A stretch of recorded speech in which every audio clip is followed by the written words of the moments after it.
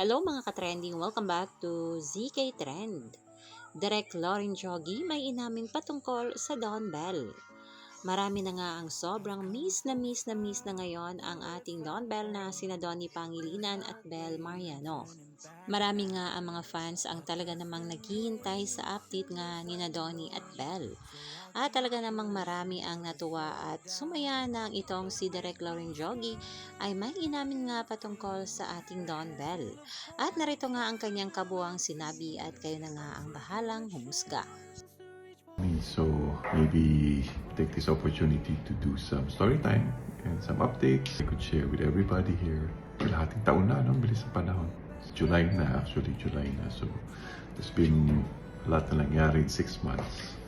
Kanina lang, I just had a meeting with Bel Mariano.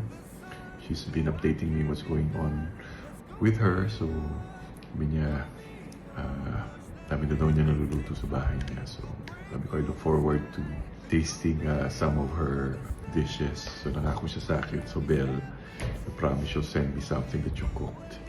Anyway, so congratulations and thank you to all the Don Bell fans and everybody who watched Don Bell's movie. Siyempre, hanggang ngayon, still showing, I think, overseas. It's still screening abroad. But Tayo sa Wakas has been a successful, supposedly an ending movie of the Don Bell partnership for now. Pero kung napanood yung pelikula, parang talagang you're asking for a part 2. No? Para ako rin, when I saw it, sabi ko, parang na-excite ako mapanood yung part 2 ng Tayo sa Wakas. Tayo sa Wakas uli. So, thank you everyone who watched it.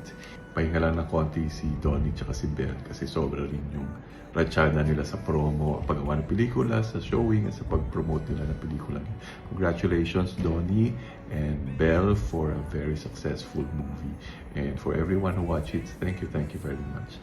And makakasama nyo si Donnie and Bel sa ASAP XP sa July 25 in Sydney sa TikTok Entertainment Center. So, kita-kita po sa July 25 para makasama niyo po ang mga kapamilya stars and star magic artists like Donnie Pangilinan, Bel Mariano,